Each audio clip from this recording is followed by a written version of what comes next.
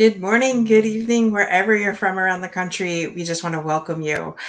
Today, we are starting the first hour of the 2022 A Second Chance 12-hour fundraising event to help A Second Chance bring awareness and advocate for the transplant community and other life-threatening illnesses. This event, which runs until 8 p.m. Pacific Standard Time, is bringing awareness of the programs that A Second Chance has had the honor of working with, and in the past, it is also doing great work in the community.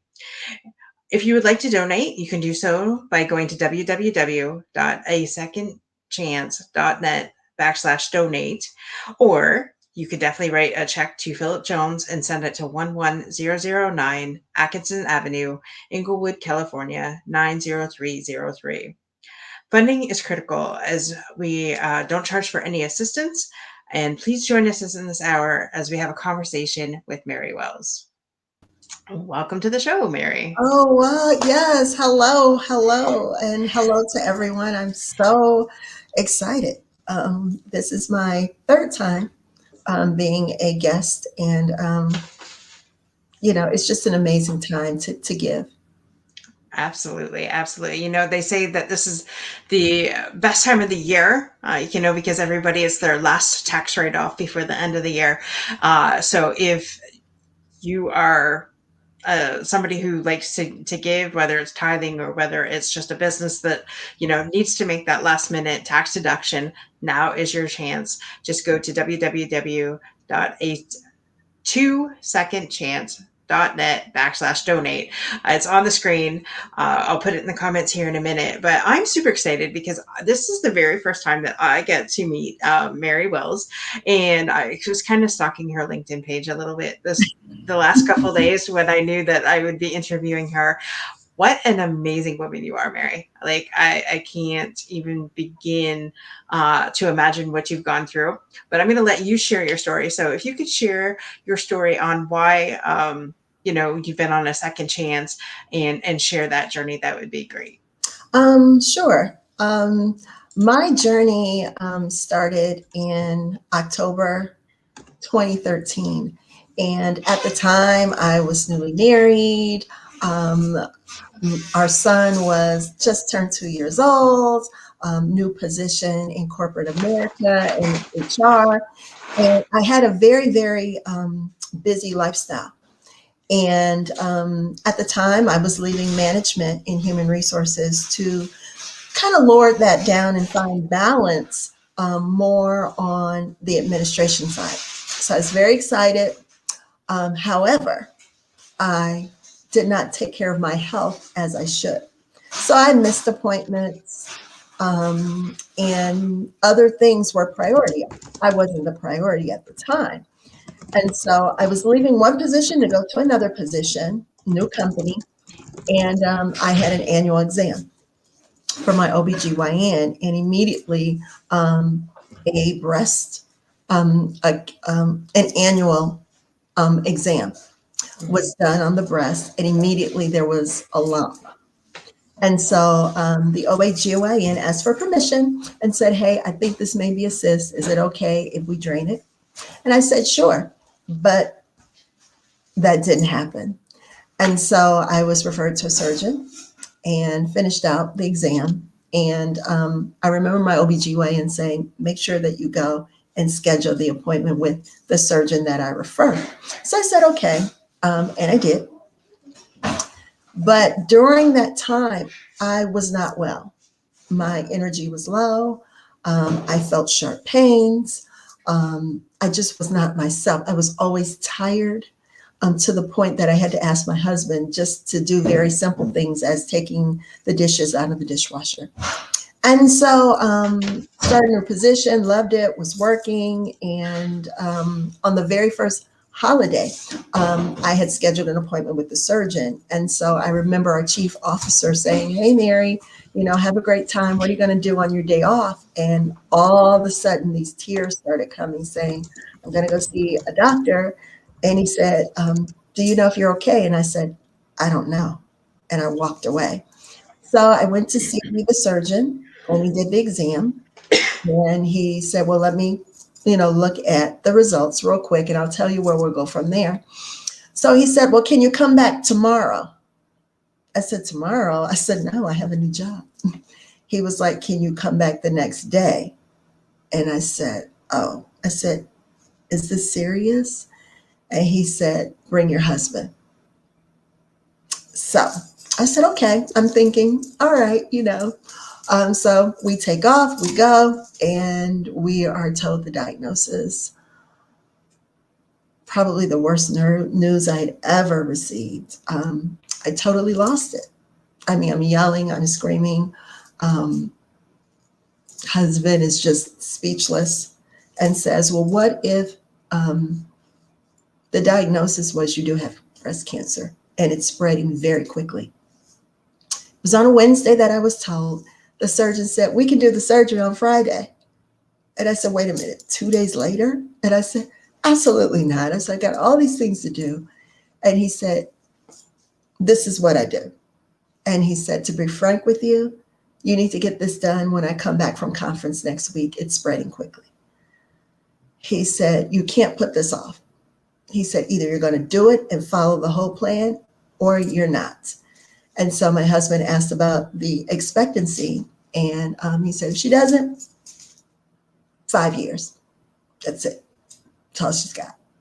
And that's when I really just walked out, left everything, and went down to the breast center. And they were waiting. And they took me in the back and they talked to me. And a lot of the staff were survivors. So they knew how to talk to me and how to care for me. So they settled me down and they scheduled me for a biopsy like the next week. And I had all these appointments they were scheduling because we agreed that the following Friday I would have to have a mastectomy. I didn't care about anything but how I looked. Am I going to lose my hair? Yes. Are you going to lose weight? Yes. Not have a breast. I mean, it was just way too much, too fast. But I had to make decisions very soon. So I said, okay. So did you Sorry. leave? Oh, okay. I muted myself. I'm sorry.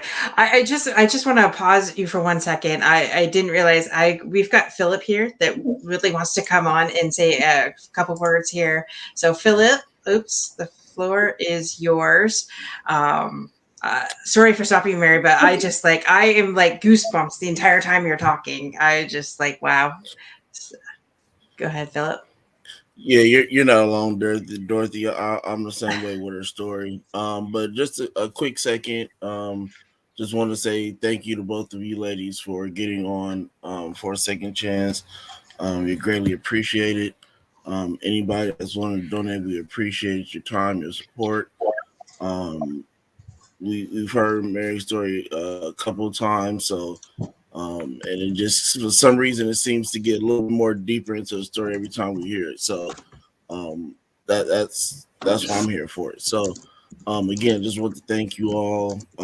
Please continue to watch the next hour shows that come up after this. Dorothy will be coming right back with Brian and Kim Hensley after this one. So please stick around for that as well.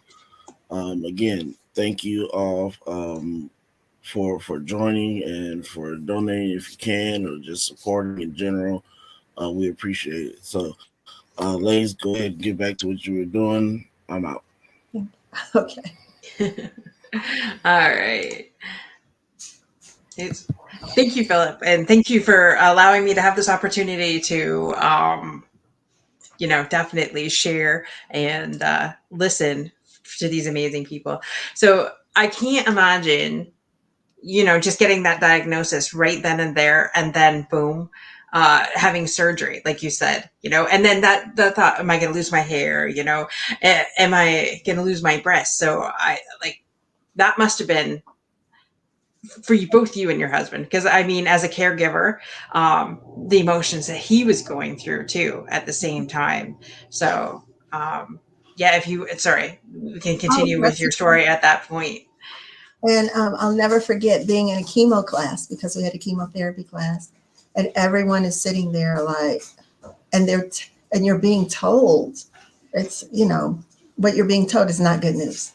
It's not encouraging at all. And so I had to go back to work. I was in and out.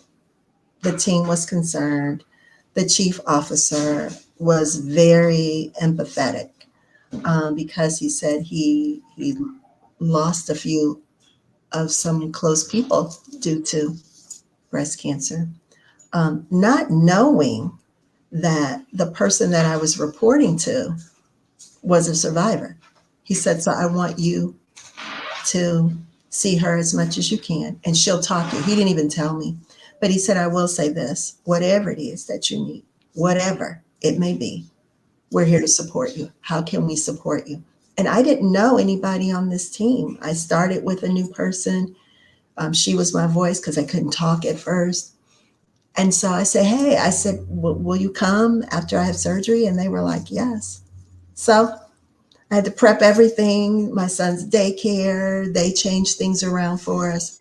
And I had the surgery. And I'm out of surgery. And they wheel me in my room. And there's my husband and a very close friend.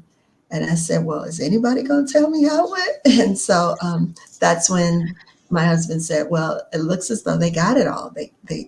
The surgeon was happy." And he said he's taking it off the pathology. He said literally they're going to cut it up in millions of pieces and see, and then you'll follow up with whoever the oncologist will be. And so every other week, I mean, then I was able to go back 2 weeks later, and then the following month is when the journey began, which ended up being 18 weeks of chemo. Wow. Um, 30 days straight of radiation, 1 year of Herceptin treatment, and appointments that total this whole journey total 5 years. Wow. And I will never forget, my primary care physician had to sign off before, you know, the surgery. And he said, "If there's two things that I want you to remember, if you don't remember anything," he said, "because you're probably not going to have a good memory," he said, "is you must think positive and finish the plan." He said, "It's not going to be easy, but you'll get through it, and I'll see you on the other side." I'm like, I don't even know what he's talking. I'm like, okay. So he gave me a hug, and I went on. And when I look back, that's what was needed. Um, to go through the treatment as you're in the room and it's open and it's blocked off, and you hear other people's stories that they don't know how their ends are going to meet, how sick they are, all of these different stories that I was hearing, and I did not know how blessed I was, because God provided. I was the very first at the time hourly employee who was allowed to work from home because our team was very lean, and I could really produce and type and data entry and all those things at the time. But who works from home? you know, and it's HR. That's And true. I didn't think of that. I was just like, I work from home, but then again, some occasionally, but yeah, with HR. but that was a blessing, and I'll never forget. I called where I previously worked, and I called my right hand person in HR, and her name is Mary. And I said, "Hey, how's it going?" She said, "Oh my goodness, your husband's really down." I call him in, and I said, "You know what? Do we still have that critical illness insurance policy?" And she said, "Let me check." Because he had said a couple of years ago, he was so proud, "I've got these policies, and if anything happens." And she said, "Yes." I said, "Well," she said, "I'll fill out the paperwork, have him send it with him, and then you just give it to the nurse to get to the doctor." And we did. And I'll never forget, 2 days later, after Christmas, there was a check. Wow. So that was a blessing, and a blessing to work. and to our management team switched over the years. But I'll never ever forget, um, the leadership from corporate were concerned. But throughout that 5 year period, everyone supported me. They saw me go through this journey, and coming back into the office, I caught an airborne virus because I was going in and out, in and out. All of a sudden, I just felt icky. But I will say, I God put people in position to help when my husband just couldn't do it. He just couldn't deal with how this illness really took over, that I didn't look the same, that I could barely walk, that I couldn't remember things. But I still went to work, and I caught a virus, and I had to be hospitalized, like quarantined for like 3 nights. I wore a wig. I wore a custom wig that had a medicated cap. But it started itching. And so I didn't know I caught a fever, and the specialized hair care service that I had to sit under a laser like for every other week for about 4 more months, because I had blisters, and it was a lot. Right. But God gave me the strength to work, even through the chemo brain. Um, had management that are Christians, had a boss, called her boss lady, um, was able to be promoted twice. Wow. Um, and it really, at that time, I really wasn't in relationship as I used to be. That got thrown out the window Right. with God, because everything is so in your face. Um, and it That was is a so lot. amazing that you had such a great support system, because I believe when you're going through this, that's what it takes to get you through. And would you say that your mindset was positive as you were going through it? Like, I mean, you had a small child at home. I can't imagine what was going through your head. Like, just given this diagnosis, going through surgery, going through all this, not feeling like yourself, knowing you have a child to take care of, and like you said, having a husband that's supportive, but I'm sure he was scared out of his mind as well. um as a caregiver, it's a lot goes through your mind, but we have to stay positive for you. But on the same sense, how was your mindset at the time, where you're like, nope, this is it, I'm getting through this, like there's no other way, I'm going to be here to take care of my child? I ended up picking 5 strong people, and I didn't tell nobody. I didn't even tell my mother. My mother couldn't handle that. Family couldn't handle that. So I did get some pushback on, you got to say something. Nope. Because my spirit would have been brought down. I didn't want to be looked upon as people feeling sorry for me. Mhm. I'm not well. And so my why was actually my son. I am here to see him to be the man that God has called him to be. And that was the focus. And then people spoke life into me, like, you can't just sit around and mope around. We're going to get you out. We'll be with you. You're going to have to walk. You're going to have to sit up. After appointments, we'd actually go out to restaurants, and I'd have to sit up, learn how to sit, learn how to walk, learn how to talk, put my thoughts together. But the team, I would say 80% of that team were all people I didn't know. And they came in and out wherever God had assigned them to be for that time. And the mindset was at first very dark. But when I returned back to work after having that virus, I was out for 2 months. And I thought, hey, I can sneak right in and start working. Didn't work that way. I earned a promotion. My cubicle was decorated. And I would say 2 weeks later, our human resources partner asked, she called me in. I said, oh gosh, what's going on? And there's a lady sitting there. And from that point on, I became an advocate. They asked me if I would speak to women and give encouragement and advice that could help them. Now, I'm still going through treatment. And I was like, okay, I can do that. And people started seeing me as the advocate. for over those 5 years that I was there. And how can you be an advocate if you're not positive? How can you be an advocate if you don't speak life Right. back into others? And that's where it all began. But what's interesting is that I was an advocate years ago. I forgot all about when I worked at the prior employer, um, handling leaves of absences, encouraging women, leading fundraisers for breast cancer awareness. All that went out the door. Right. And that just hit me, several months ago. You were an advocate long before diagnosis, you know, and actually at the time,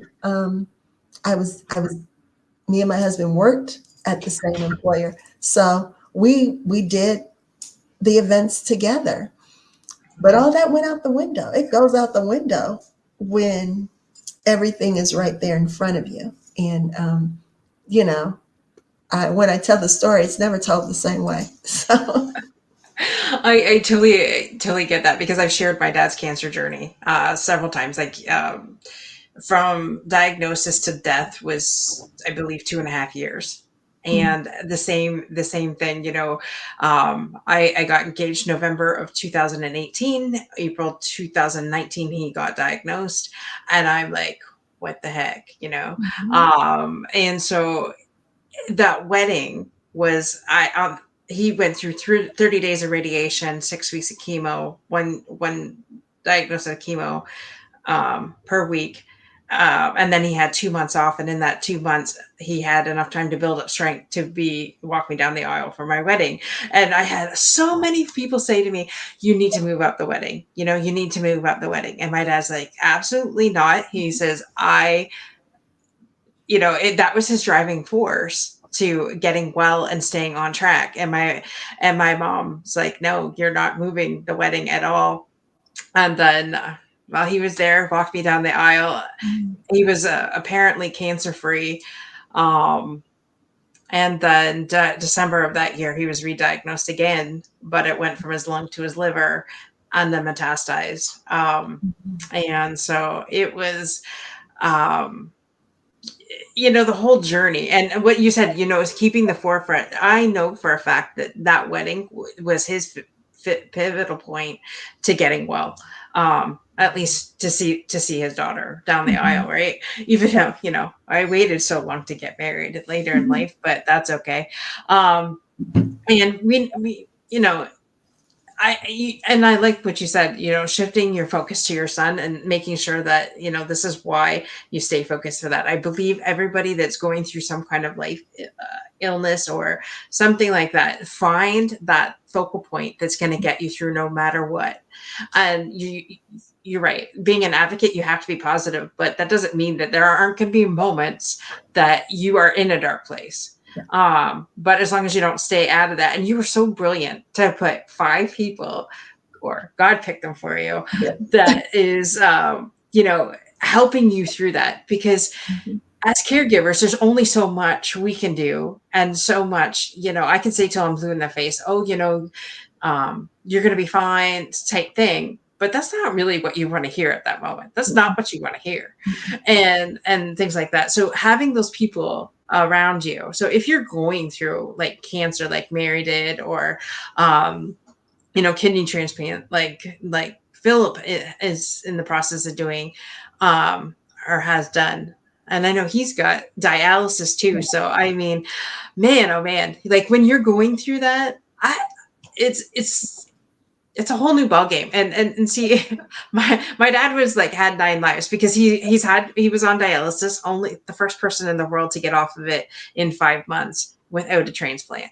So I mean, I don't, maybe that's why we've been through all this for this moment, and being able to identify and say, "Hey, I really don't know what you're going through because I haven't experienced it, but I know what it's like on the other side, being the caregiver for this and being, the advocate to get people help that they need." And really, I don't know about for you, but here, if you don't advocate for yourself to the doctors, they're just going to do what they think is right in the bare minimum, but you got to keep pushing through. You got to, you know, your body, you know, your test and things can be one thing, but you know your body. And if something isn't right, you need to go get that checked out.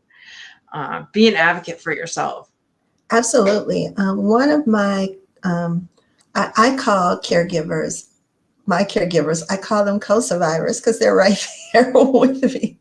And so I had a dear friend who said, you know what, I'm really not working. You know, I'm kind of semi-retired, and I'll take you anywhere you need to go, anywhere. Call me anytime.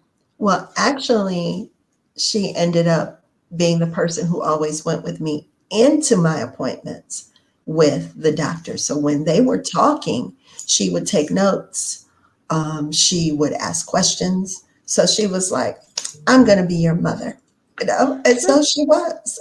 She was my mother, stepping in, knowing that my biological mother wouldn't been able to handle that, and she Mhm. didn't handle it too well when I finally told her. It took her a while to come to terms with what happened and my decision and those things.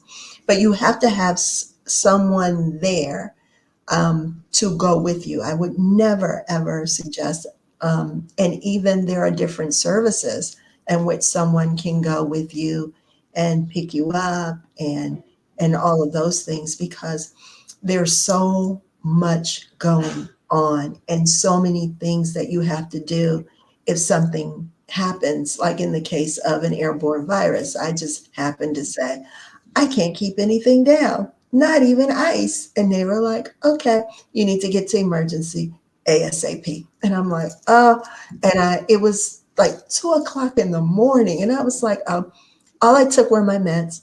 I didn't take a change, no change of clothes, no nothing. Left my husband a note, you know, got to go to the ER. So I get there and it's like blizzard. I'm here in Cleveland, Ohio. The weather is horrible. I lived at the time on the east side, had to travel to the west side, ice, all of that. And so we go, and the emergency room had just opened. They had redid it, remodeled it, everything. So I'm there, I'm waiting, finally get in. And I said, hey, you know, I said, I'm so thirsty. Can I have something? Nope. I was like, I can't have anything? Nope. Not until we run these tests. Not until your oncologist, we get in touch and she gets back in touch with. I was there for hours. I just knew I was coming home. I just knew I was coming home. And my girlfriend said, I don't think you're going home. I was like, well, what are you talking about? She said, you can't even keep down ice cubes, ice. So they didn't give me anything. And then they ran tests. And they said, we're going to have to admit you. Looks like you have some type of an airborne virus. We're going to run some more tests. So my husband calls my girlfriend, like, what is going on? And she tells him, like, but you can't come. You know, you can't bring Caleb. This is like quarantine. She has a virus and you don't want to catch it too. And so I was by myself. I was like, oh my gosh. My girlfriend stayed, and then another co survivor took over. Said, my hair is so, I said, keeps itching. And so they got me something to put in the scalp. But I was by myself and I didn't feel like doing, I mean, I barely even turned on the remote to watch TV. It was just awful. So I remember sleeping, and all of a sudden I heard this voice like, Mary, Mary. And I look up, and it's my oncologist, the next one. She's like, what you do? And I was like, what do you mean? She was like, what did you do that you shouldn't have done? And I said, I went in the office. She was like, you can't go back for 2 months. And I was like, oh my God, I'm going to lose my job. She said, no, not if I write a letter. And so she said, I said, well, when can I go home? She said, you cannot go home until you can keep down liquids and solids. She said, you'll be here for a couple of days. And she's like, I'll run more tests on you. And as time went on, and I'll never forget, I'm like, I'm getting out of here. This is horrible. And I did. I eventually, like 3 days later, walked out of the, I mean, I was getting up, I was forcing myself. I don't want to be here. I miss, you know, I miss my family. but I had to motivate myself. And that was those days were very lonely. Even though I did have a roommate, I couldn't even advocate for myself. You're too loud. I just, laid there like, oh, Right. it was a very, very intense time. Um, but there's someone that never leaves you, and that's God. But in the moment, you forget all Mhm. about it. Mhm. Absolutely. For those of you that are just tuning in right now, we are here for the first hour of the 12-hour live fundraiser for A Second Chance. So if you would like to donate, go to www.a2secondchance.net/donate. Or you can, if you are old school, like some of our people, you could definitely write a check to Philip Jones and mail it to 11009 Atkinson Avenue, Inglewood, California, 90303. And we're here because Philip started a second chance and being an advocate for people that, and being an advocate and bringing awareness to the transplant community and other life-threatening illnesses. And right now we're talking with Mary Wells, who is speaking about her cancer journey. And I am just sitting over here, just completely blessed to know you, Mary, because your drive and your um, willing to get over everything, Mhm. no matter what life has thrown at you, and just hearing your story of overcoming so much to get to where you're at today.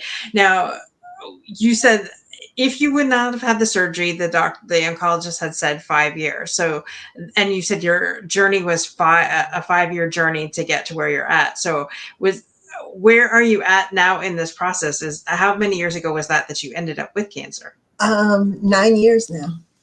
Wow. 9 years, See, yes, love that. 9 years, and so life had really changed. It really changed before the 5 years.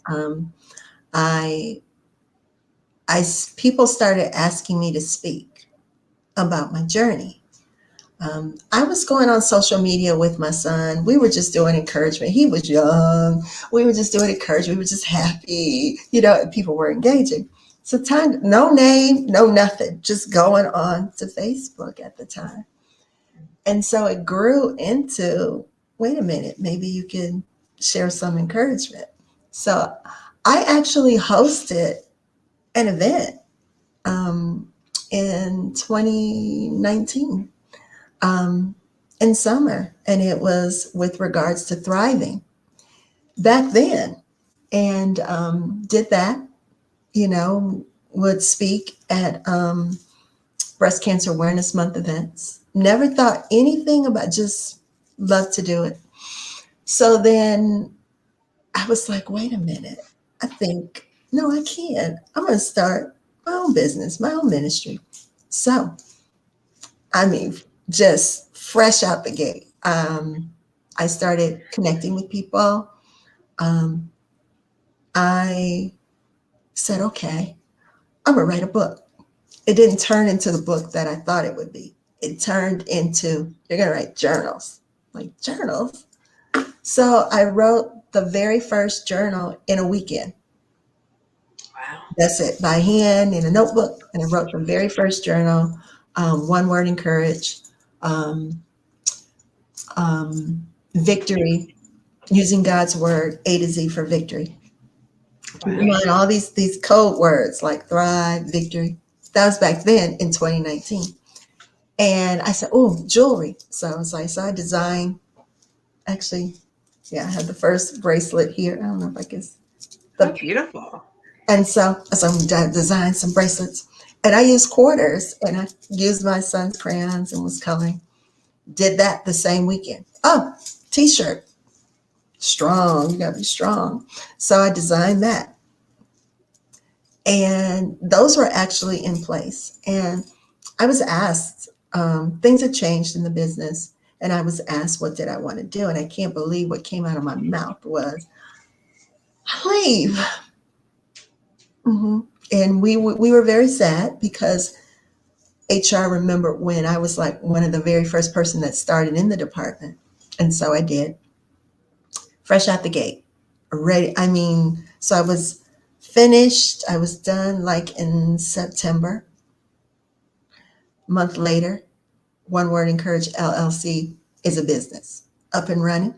Oh, Turn wow. right around. I gotta get these t-shirts done. I gotta get these bracelets, and so I connected with people, um, and had bracelets and t-shirts at an event by the end of October. Then after that, I my goodness, who's gonna help me with this journal? So I was searching through LinkedIn, and I said, let me ask her. And it just so happened she was a breast cancer survivor, and she was an author, and she knew some things about editing. So she said, Mary, you knew, and I don't want no one to take advantage of you. I think I have the software to do this. Send me over a page, just what you want. So I did. She sends it back exactly the way that I want it. I said, well, how much do you charge? She said, I'm not going to charge you that much at all. She said, I don't want to take advantage of you. So I sat on that book and I did get it done for 2 more months. But the book, the first journal did go. It sold. It's still selling. All the journals are selling to this day. It went all the way to the Netherlands, and then 2 more journals after that. Because from diagnosis to ministry, which is a business, it's a ministry, but it's God's. Mhm. Then to continually thriving, because that's not the only thing that I've gone through. You're going to continue to go through things in life. And so we continue to thrive. And so it just, now we have breast cancer essentials kits for the whole family. Um, T-shirts. Speaking. I'm speaking on platforms now, and being. Some people have asked me to coach them with regards to encouragement and using God's word. So the business has now been in existence 3 years. Wow. Yes. Congratulations. That's Thank you. awesome. And that's like from when you first started speaking and it's like your drive and determination. And so much lately I've been hearing, if it doesn't bring you joy, don't do it. Exactly. And life is too short. And, perfect example of Mary here, who went through breast cancer, not only survived it, but thrived it, and thought, there's no way I'm turning back to not being. I mean, you said that you enjoyed what you were doing, Mhm. but now this is just like, this is something that you want to do, not something that you have to do. And I love that you said that, and just taking the bull by the horns, even after you've gotten the clear that you're perfectly healthy and cancer is gone, to just really still stepping like a month, even a weekend, to do your one journal. Mhm. That's, and people don't really realize how little it takes. As long as you sit down and focus and devote your time to really what you want to do. I wrote my first book in a month, and the editing process and all that afterwards, but essentially a month. If you just sit down and do it, you can fulfill your dreams. We get so caught up in the have tos, the having to go to work and having to be that person for everybody else. But if we just focus solidly for a little bit of time each day on what we really want to do, the sky's the limit. You're absolutely right. And I started probably 6 months before COVID happened, and COVID was great for me. COVID Hmm. was great for me in so many different ways because I really didn't know my son. I really didn't know what was going on academically, but it opened it up that our relationship was much closer. Um, and then as far as the business, not being in person, this is where virtual just opened up unlimited to this day opportunities to be a blessing to other people and their families. I actually I help co-host um, a talk show called Pep Talk TV. They have me as the small business cheerleader, who is Tisha Hammond, and that whole community. I serve also as, and from that, birthed another business from um, Ascent Media Pro, where Tisha Hammond is the founder and the chief visionary officer. The opportunity to take what I love, which is writing, and then using that skill set um, for business owners in media. So then, because someone bought a journal, a sister asked me if her sister asked me if I would come on and lead a breast cancer support group, Reviving Prayer Circle. I'm like, whoa. I said, what is this about? So we talked, and she had bought my second journal, and I said yes. So I started coming on, just coming on, just coming on every month. I would say yes. I'll volunteer. I'll pray. I'll lead in prayer. Whatever Bible verse, whatever word, I'll do it. And it turned out they asked me, would you like to be an honorary member? Sure, thank you, yes. And then they said, you know what? Would you like to be your business be a community partner? Sure, yeah. No. And then offline, they said, we need to talk to you. And I'm like, okay. And they were like, we've been looking for a position for you, a position. I'm like, okay. And they said, we got it. We want you to be our chaplain. And I said, what? They were like, you're going to school for theology. We need a chaplain. And so I serve as a chaplain. And I have two little sisters. So I'm a big sister to two women who are undergoing treatment. And so there have been so many different platforms and opportunities this year alone to speak. And on some of them, my son comes. They want my son to come to get his perspective. And next year is going to be off the charts. That's where this downtime now is so important because I'm hearing from God what to do, and I'm going to do it His way. It's the best way. So. Absolutely. I love that. I just want to say thank you to our friend Tim here for joining us. Do you know Tim Sohn at all, Mary? Yes, I Okay, do. I know good. Tim pretty well. Myself and Caleb have been a guest. I think it was Good. was it June, July? And we had such a great time, you know, and we support one another in the things that we do to bless other people. So yes. That's great. Good. I wanted to make sure that if you didn't connect that you do know Tim, because Tim has his own show. Mhm. For those that don't know, Tim has a perspectives on cancer show that is a tearjerker and as most times and very uplifting as well. And yeah, I love that, and I love the fact that you said that your son goes with you to these events. Now, does your husband speak at these events too, or? No, no, he doesn't. However, we're always encouraging each other to be well. And so my son is actually and my nephew. They're the legacy. So my son is learning. He actually, I don't know if you noticed, he's 11 now. Okay, he's 11. I was doing the math. I'm like, the kid's got to be 11. Yeah. But he actually does a lot of my social media, a lot of my Wow. shows. So I don't know if you noticed, but backstage he was setting up everything. He Oh, he like his dad are tech geniuses. right. And so he tells me what to get, what not to get. And he keeps me up to date. So as he's growing in the business. He actually has a t-shirt line called, yes, he has his own Wow. t-shirt line. I know, it's called Be Blessed. And he had seen me talking and having many meetings, and he'd be with me. And he said to me one time, I want a t-shirt line. And I kind of was like, haha. And he was dead serious. I want a t-shirt line. I said, okay.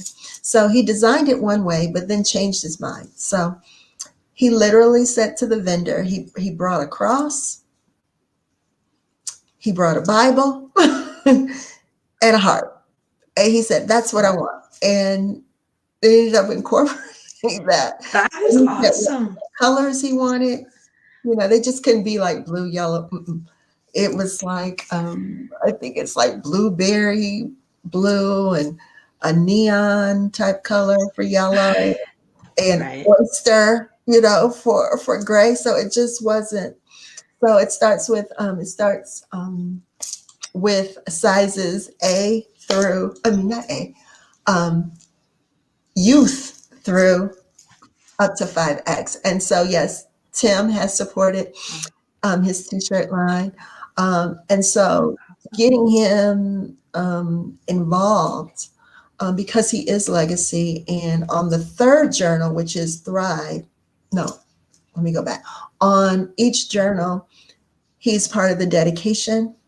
But on Thrive, those 7 people who were the core people that were with me during the entire journey, they're part of the dedication as well.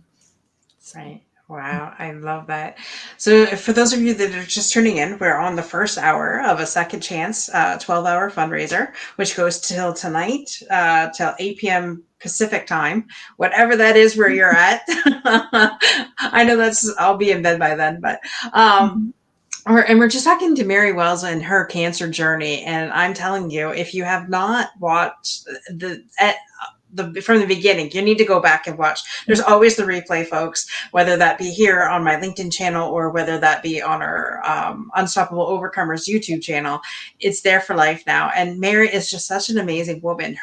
Your story of not only overcoming but with grace and just surrounding yourself with amazing people to help get you through that, and having that support system as you transition from one leg of your journey to the next, and then not only that, leaving a legacy for your child to mhm, say, wait a minute, don't ever give up in anything, and now you can take that and build your own clothing line. Hello, at 11 years old, that the things that you were doing for that child is just absolutely amazing, because I know other 11-year-olds that just sit there and play video games, so kudos to you, for allowing your son to branch out and be who he needs to be, but allow it, and not just shield him from what you've been through, but mhm, to actually have him bring help you with that, you know, um, which you said earlier, your why and your focus was your son, mhm, and now to get you through those moments. But now that you're on the other side, to help him help others, go through the same thing. And a lot of the times, I know we don't want we I guess with me growing up, I was in the thick of everything, my parents being sick and things like that. So for me now at my age, it's just like, I don't want to take care of somebody else anymore. I just want to just focus on me, which in a sense is, I don't know, how should I say, selfish in some ways, but in another, when as a child, when that's all you've ever known, right, is taking mhm. care of somebody else, um, you know, being able to say, wait, let's turn that into something positive for other people. And I love how you did that, like giving him, not just saying, oh no, you're too young, but allowing him to be who he needs to be as well. I just love that. Just Yes, love that. he does play video games. However, um, I teach at his school, which is a blessing. And the teachers have said, he's so caring, he's so kind, he's always looking out for others. He's so much like you. But the thing is that that doesn't come easy. You have to set the example. Mhm. It wasn't easy having conversations eventually saying, this is what happened to your mom. So he is always watching me to make sure you're okay. Now he's at the age where he's experiencing cooking. okay, I can fix you something now. Let me get on in here, and we're working on the cleaning up. But he'll make me a sandwich, or he'll put something in Right. the air fryer, or he'll put something in the microwave, and we're doing things together. I do want to acknowledge and thank Tisha Hammond, Demetria White, Lavada Talley. Demetria and Lavada are directors for the My Sister's Keeper Cleveland nonprofit organization where I serve as chaplain. I'm a contributing writer, so I want to thank Dr. Lisa Wicker with Career Mastered Magazine, which is a global women's magazine. And the very last article I wrote was about positivity and peace. So that I'm very grateful for the opportunities that God has connected me to people to serve and to be a blessing. I did want to touch back on health and about ourselves. I do this Thriving Thursday go live, and I have a little jingle. It's Thriving Thursday. It's Thriving Thursday. Well, one of the two of the Thriving Thursday tips of the day. One, to give, but the second one had to do with healthy lifestyle, and I pointed out a scripture in Matthew 6:10 that says that we are to honor our temple. hmm we're to honor God with our temple, meaning that we're to take care of ourselves. Mhm. And sometimes what happens is we got, like what happened, so much going on. We got to do this for this person, this for that person, this for that person, this for that person. But I've come to realize that if I don't take care of myself, I'm not going to be here, Yeah. you know? And that really is a lesson for me because I've been disobedient. No, I'm not going to sit up here and say I've done it. Nope. No, there's certain things I like to eat. Shouldn't be eating that much, But I'm learning that we need self care, and Mhm. self care starts with us. And I just realized, I had a revelation. We don't talk that much about the self care that's inside. When we're diagnosed or when we're caring for someone, we're thinking about the outside. I was thinking about the outside, my hair, how it's going to look, loss of weight, loss of all hair, all eyebrows, eyelashes, loss of hair, even loss of toenails. I didn't know anything about it. I didn't know all my nails were going to be gone. I didn't know that, I wasn't going to look the same and drop weight from a 10 to a 2 that quick. But really, the focus is on the inside because what is going on the inside is going to impact the outside. See, all this, as you can see, comes back, it changes, you diet, you do whatever it is. But what's on the inside is what's important. And that's why I understand now the primary care physicians say, think positive. Mhm. Whatever it is they give you, you do it. Do everything they say. But most importantly, he always focused on the mindset. Mhm. And focusing the doctors, the counselors, the social work, they're concerned about the inside. Mhm. you know and so that's so important. So I hope that someone will be blessed by realizing about that it's about what's on the inside. It's going to show on the outside. Mhm. Absolutely. I love that. Yeah. And whether I think whether you're going through something like cancer or something like that, or just everyday life, if we all have to focus internally first, and I love that you said that and brought that to the attention because this past 2022 for me was a real eye opener of no, I preach self care, but do I really do it? And so that was a huge eye opener for me because at times I was catching myself like, wait a minute, you're really not doing what you say you're doing. And so there's several times that I've caught myself in doing that. And there is a lot of things. Self-care can be different for everybody. And Mhm. I've learned that for me, like a lot of people, women say, oh, I just want to sit in a bathtub. I'm like, that is the furthest thing from my mind. Like, that is not what I would want unless it's a hot tub, you know, then that's something different. But and not making ourselves wrong for that, but just accepting who we are, what we need, because what I need is different than what you need. And, before we started this, I said, yeah, I just took something up this week, which was coloring books. It was affirmation coloring books. And for me this week, that was a new self care thing, and just really reflecting.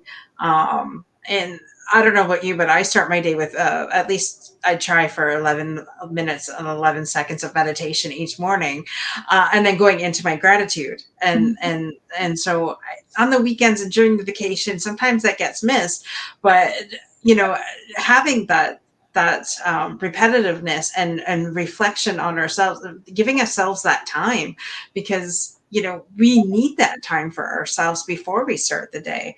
And that's not selfish in any way, shape, or form. And like you said, Mary, if we don't take care of ourselves first, how can we take care of anybody else?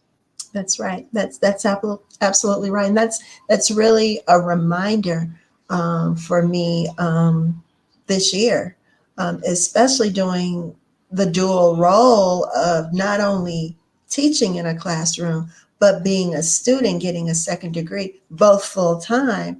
And so I identify now on this winter break what I need to do.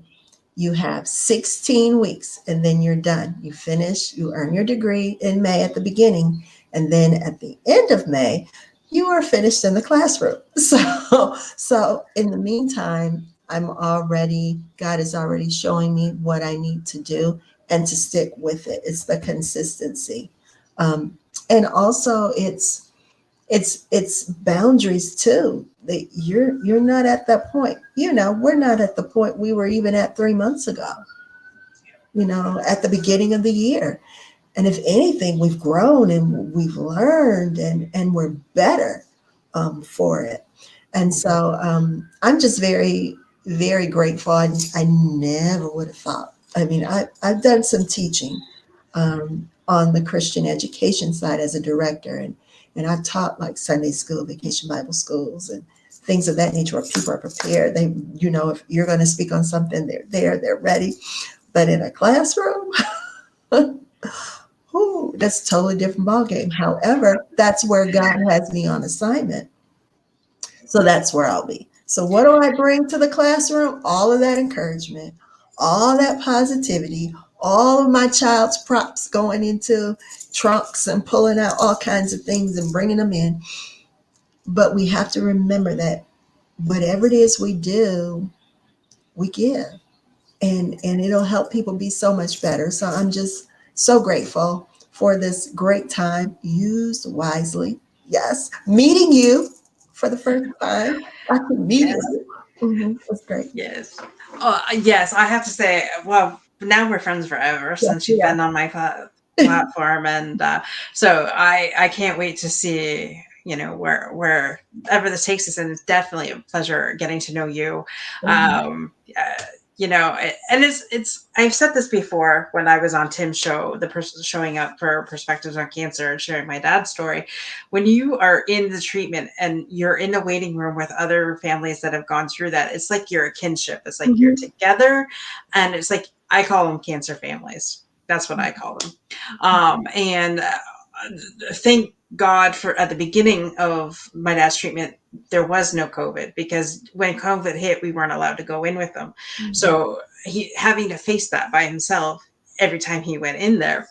But the first couple times that we did go in there, we had that kinship with them and other families. So we're here to help raise awareness and advocate for our transplant people and for our people that have had terminal illnesses.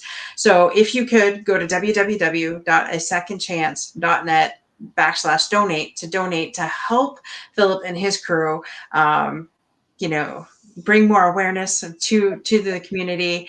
Again, thank you so much, Mary. We have 30 seconds. Do you want to land the plane? Any last words that you have? Last words are to just keep your mind focused on God's goodness and show gratitude. Speak it out. It will happen.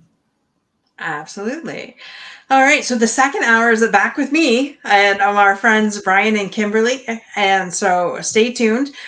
I'm going to switch off. I'll be right back. So thank you so much, Mary, Thank you. and have a great day. Okay, you too. Bye bye. Bye.